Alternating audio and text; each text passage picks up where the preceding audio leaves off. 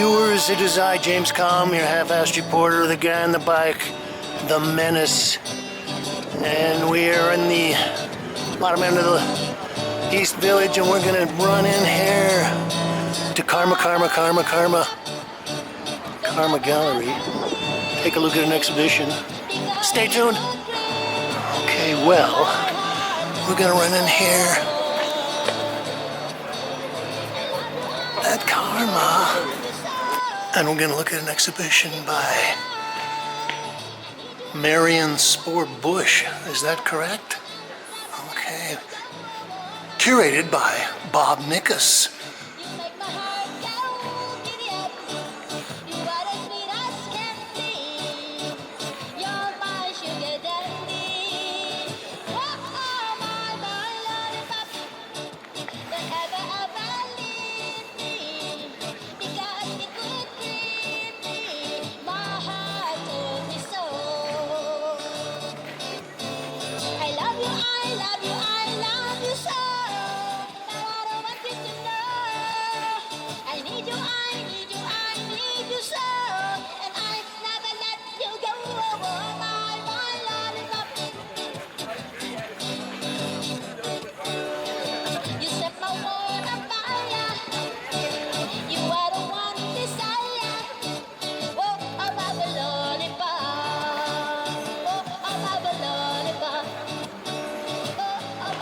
Okay, well, we'll start here.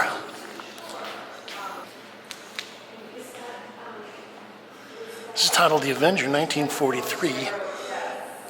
Oil on canvas, 23 by 41. Well, I've wanted to get in and see the show. There's been a lot of talk, reviews, interest about this. And I guess I would say that this is actually part of a ongoing trend of little-known female artists who were practicing and doing their strange paintings for many years and never got the kind of recognition that they should have gotten. Okay, so this is kind of nice. We got a tree with people hanging in. It's almost like a death angel with a sword.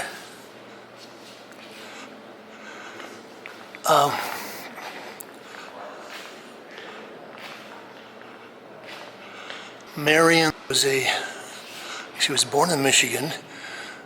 She was very intelligent. She became a dentist there in one of the little towns, and I guess became successful. So this is titled The Oasis, 1938, oil and canvas 42 by 60. And they're saying that she was like 40 years old or something, and she decided that she wanted to be a painter. One of the things a lot of people are talking about is the high relief of the paint buildup. Anyway, she left Michigan and gave up being a dentist, came to New York, and was a philanthropist and a painter. I guess she found a studio someplace in the West Village with all the other bohemian artist types. And well, she was kind of also a social activist, so she set up a bread line on the Bowery, and I guess this would be probably during the height of the Depression. Well, I'm kind of looking at this and I'm noticing the figurative elements, and gosh, I'm kind of getting a little echo of Florine Stettheimer, who is a fantastic, I don't know, fantasy artist. She's part of the Stieglitz group, and I think had a studio on 59th Street near the park for a while. It's kind of a interesting painting compositionally. And they're saying that she was totally self-taught, so Yeah, this is some interesting work. Anyway, at some point, she meets a wealthy industrialist, Mr. Bush. Let's see if I can find his name. Okay, well, I'm just scanning over the press release. I can't see the first name of Mr. Bush, but he was a wealthy industrialist, and I think mostly was into real estate. And the ironic thing is that he helped set up a thing in Brooklyn called Bush Terminals, which is a huge industrial complex. And the reason that's interesting for me is that when I was driving for Utrecht, the art supply store, they had their factory out there at Bush Terminals. And now it's even more ironic because the Brooklyn Rail has their editorial offices there.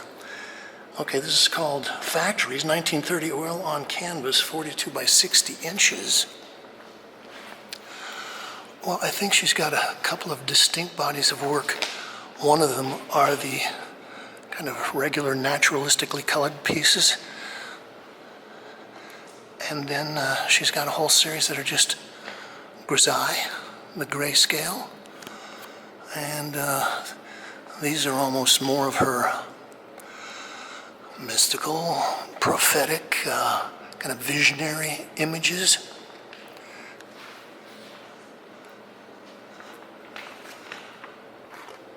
Okay, so this is actually one of the earlier pieces in the show.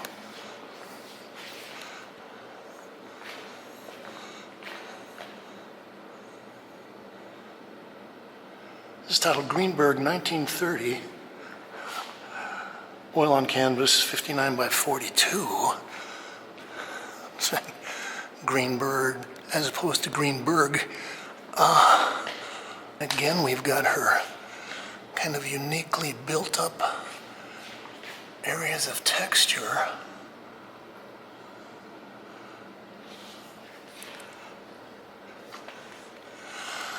The other point they bring up is that I guess when she was 40 years old, somehow she came in contact with some kind of like spirits. I like to look at the sides of these and see how they're stretched. She referred to them as the people or they. She had her pronouns correct. And they kind of directed her to go to the paint store, buy certain kinds of oil paint and things. And, well, she set to work. I was thinking that, there's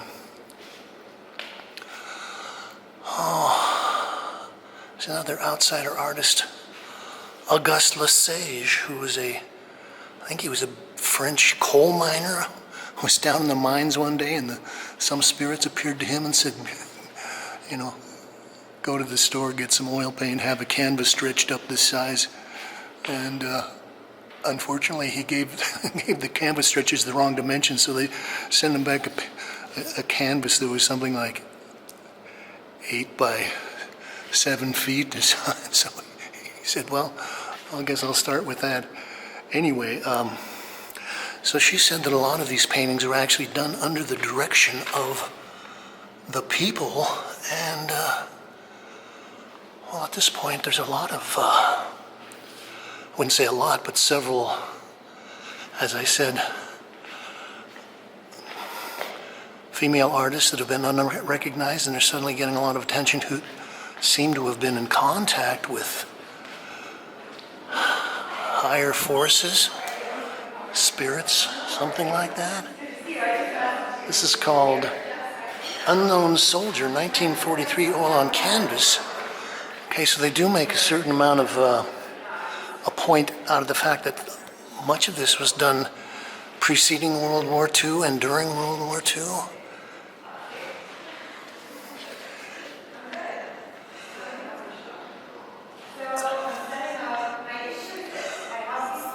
Well, the other thing I'm thinking is that I'm just kind of casually looking at these and thinking that somehow, and I don't know whether it was because her husband was a business person, a wealthy person, that she was able to have these pieces placed in collections where they were taken care of because they look like they're, they've aged pretty well.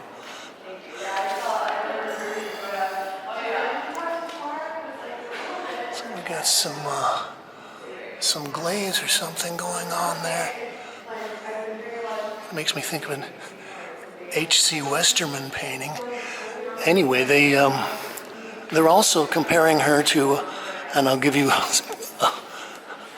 an abbreviated list of some of the other ladies that have been involved in the kind of the spiritual thing. Of course, it starts out with Hilma af Klint,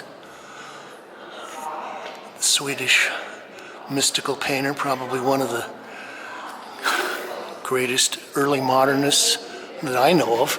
I mean, her work is just so ambitious, prolific, and unique. And then there's Agnes Pelton, who was an American living out in Cathedral City, California, part of the Transcendental Painting movement.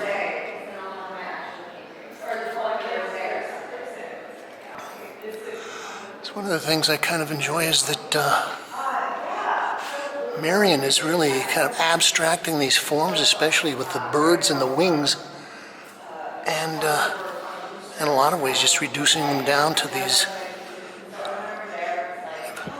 jagged black shapes. I guess you would consider this part of surrealism, although I think they make a point of saying that she was totally unaware of surrealism generally.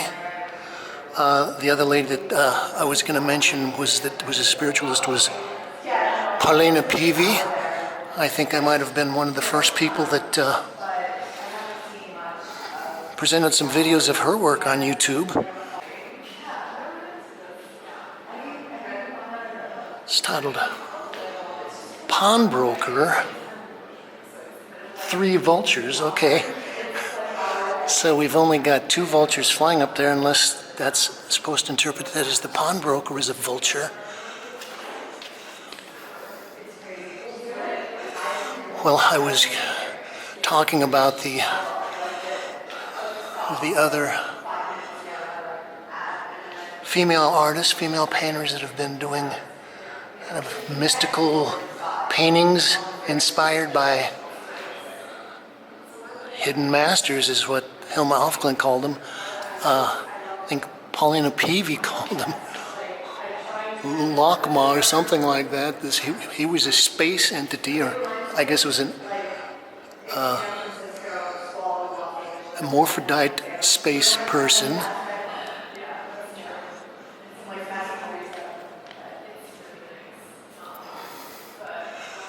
And there's been a few other people. I was actually in California, in Los Angeles, about 2 months ago, and I went to the Center for Philosophical Research, and they've got a lot of mystically inspired people.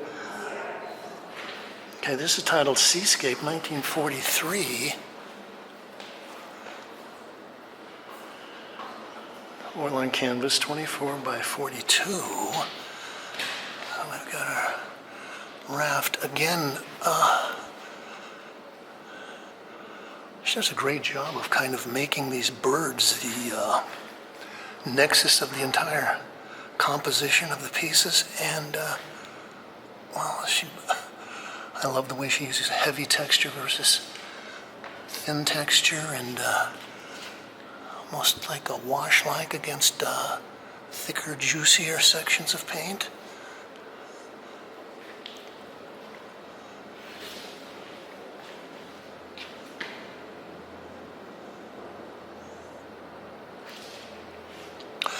And it would be interesting to know how Bob Nickas happened to come across this. I know Bob has curated some very interesting shows. I think he discovered or rediscovered Lee Lozano and curated a show of her work at PS1, gosh, maybe 25 years ago.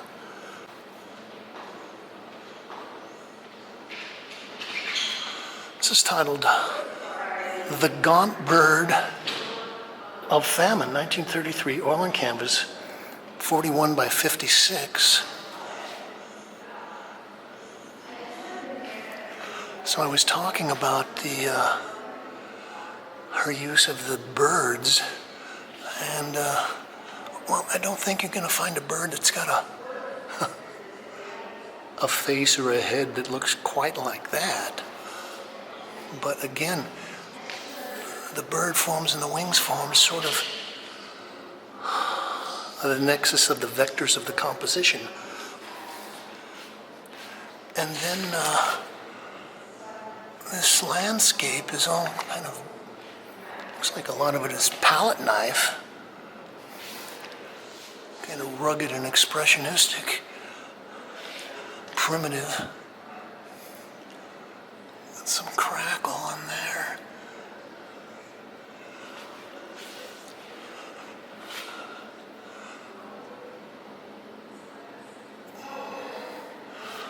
So I was looking at this from the side and kind of thinking, is that really a black, or is that got some dark blue in there? It kind of has a blue tint to it.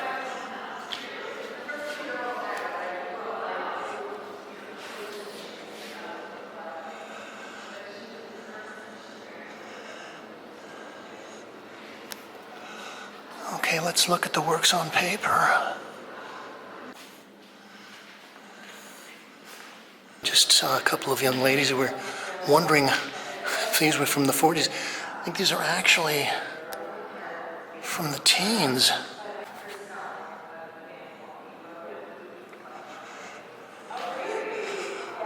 Okay, so this is oil on paper.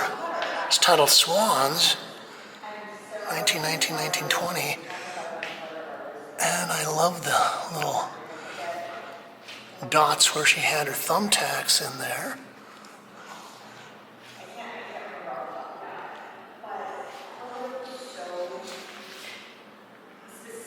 And they're saying this is 19 by 24.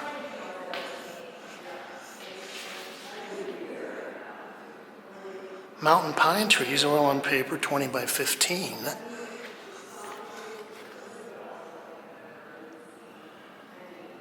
This is 1919 to 1922. And again, there is a kind of almost childlike innocence, almost maybe a children's book illustration or something. But then there's some kind of a sense of a deeper, wackier, weirder side to this. Snake and strange creature. Okay, that snake looks like a night crawler. The strange creature. This is 21 by 14.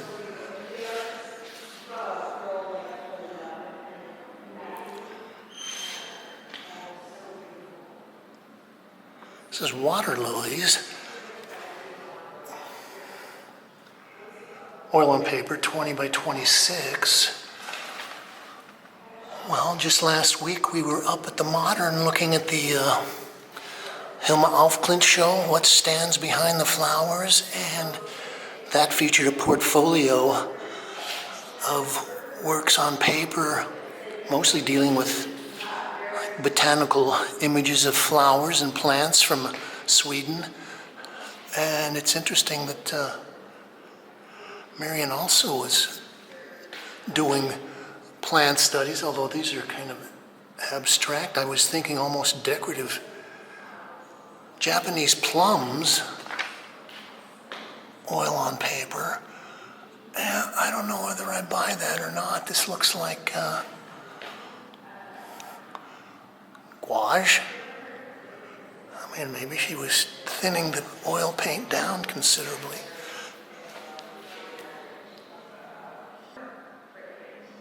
It's untitled.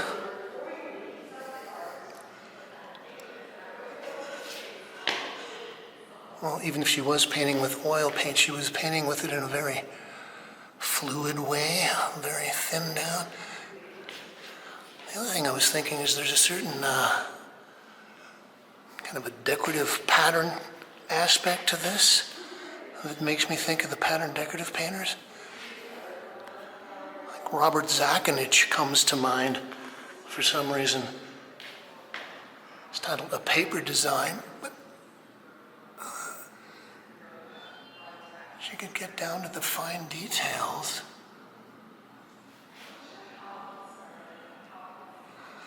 And I guess that some of these she just trimmed off the part where the thumbtacks were on the paper.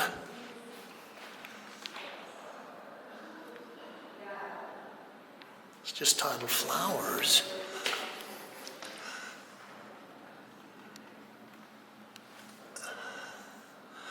Well, I like Karma's program. I've probably come down here and done 8 or 9 programs of different artists, and I appreciate what they do, kind of bringing unknown artists or lesser known artists into the spotlight again. Paul Mogensen was someone they had a show with recently.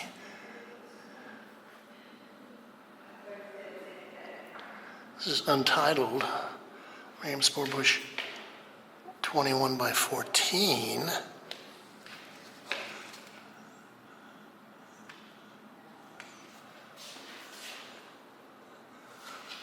Okay, and she uses this kind of strange prophet form, the guy with the flowing gowns and the beard in several of these pieces.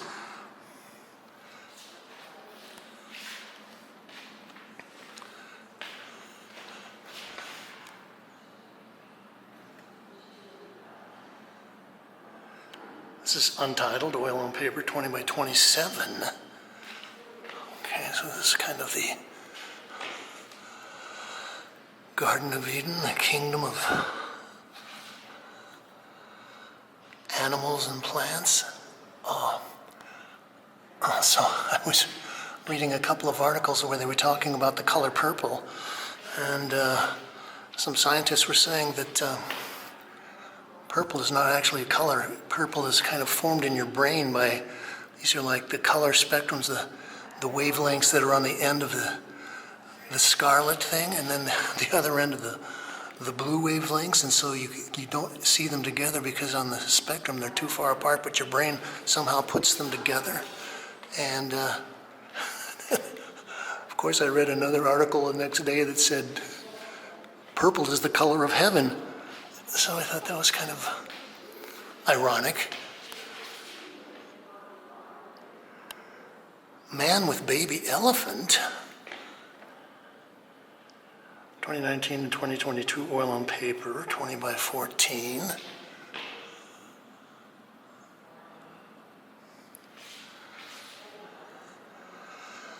It would be interesting to know, or to be able to track Marian's development. I wonder how long she was working on paper,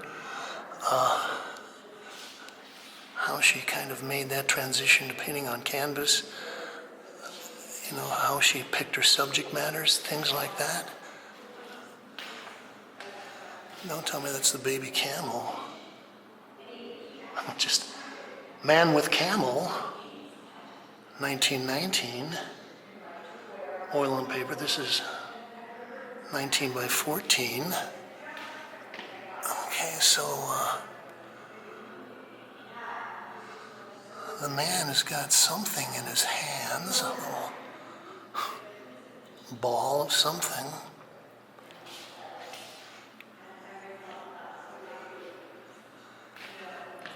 Okay, I've heard people referring to camel toes recently. I don't know what that means, but all right, we're going to wrap up looking at this. The Red Ship, oil and paper. This is 19 by 25. And again, they're calling this oil on paper.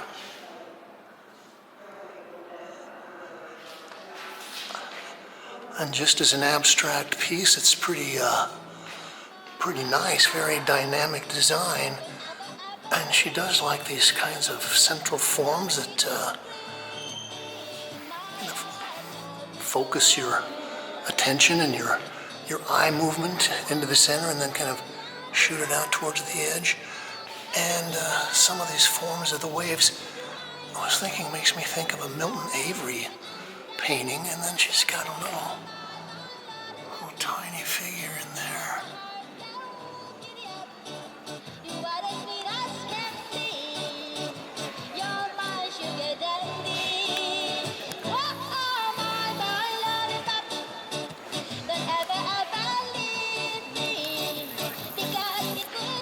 James Kalm reporting on Marian Spore Bush, Life, Afterlife, works 1919 to 1945, here at Carmen, New York. You can like this, share, link it up to all your social media sites, and you can subscribe. And you can leave your thoughts, ideas, comments, criticisms, reviews, and suggestions below. And all we ask is that you say, thank you, Kate.